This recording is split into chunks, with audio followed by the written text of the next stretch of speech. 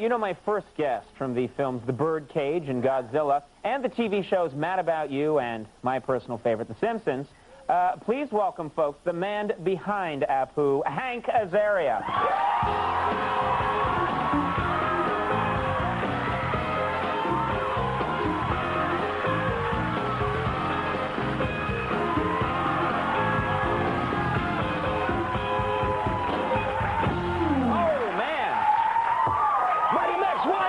That's him. I always wanted to, hi, thank you. I always wanted to say that. I was a huge Springsteen fan. Oh, the Mighty Max Weinberg. So, yes, I always wanted to say, Mighty Max Weinberg on the drums. And there, now I've said it.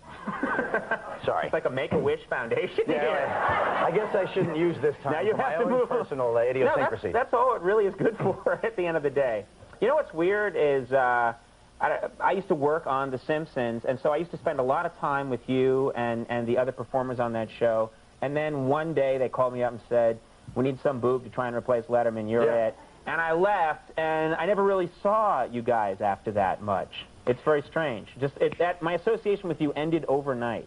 Yeah, you kind of got too big for us, and wouldn't return our phone calls, really. The most coveted 12:30 slot, yeah.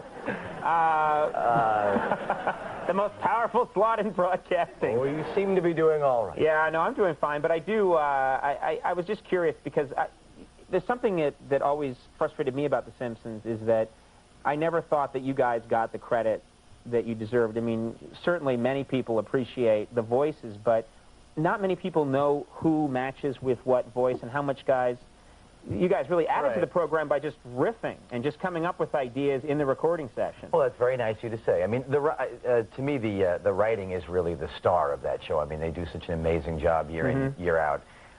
But no, thank you for saying that. Yeah, we work, that said, we work very hard to make it as fun as possible. And yeah, you and Dan Castellaneta, who does Homer's voice, used to play a lot with the voices, in addition to the other performers. But, you know, I used to sit there and listen. Well, I want to hear some Apu, basically. I need an Apu fix. Can you get Apu fix?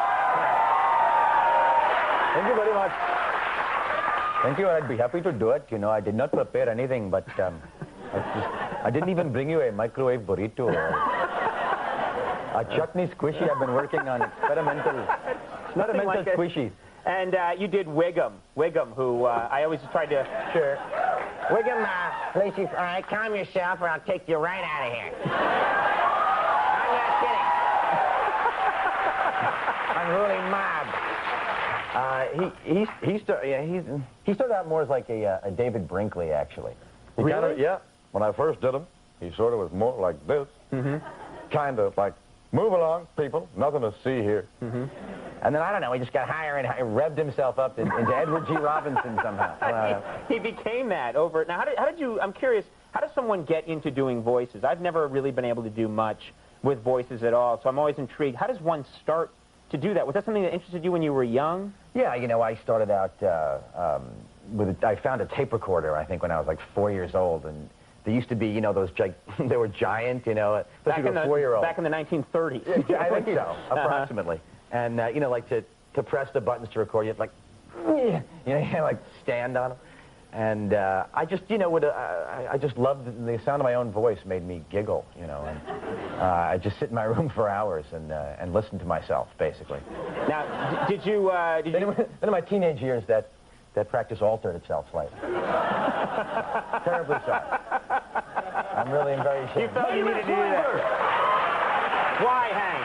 I don't know. Why? It's terrible. Terrible. Sorry, Mom. I'm sorry. Did you get in trouble? Were you a wise ass with the voices when you were in high school, things like that? Yeah, then it developed into that, absolutely. You know, the first impression I really remember working up was my junior high Spanish teacher, Senor Porto.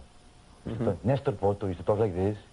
And he would scold you on a dime. He'd go right from the Spanish lesson into scolding you in a nanosecond. He'd be like, amor, to love is amor. And the word for it, would you please just stop talking now, Conan?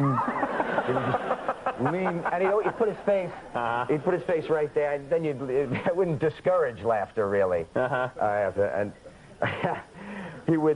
he'd come in and give you detention, right? He'd like give you detention.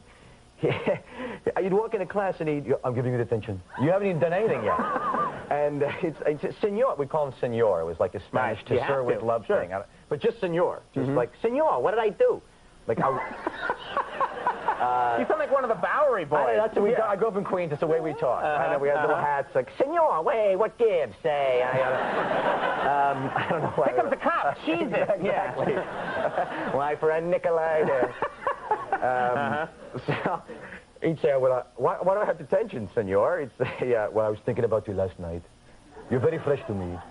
He just would contemplate you. I don't like a teacher telling me that he's been thinking about you. Exactly. Before I go to sleep, I think about you. Very disturbing. You make me very angry. Yeah. Can you hang on 1 second? I want to do a commercial, and there's so much more to talk to you about. Okay. Yes, we do. We got to make that money.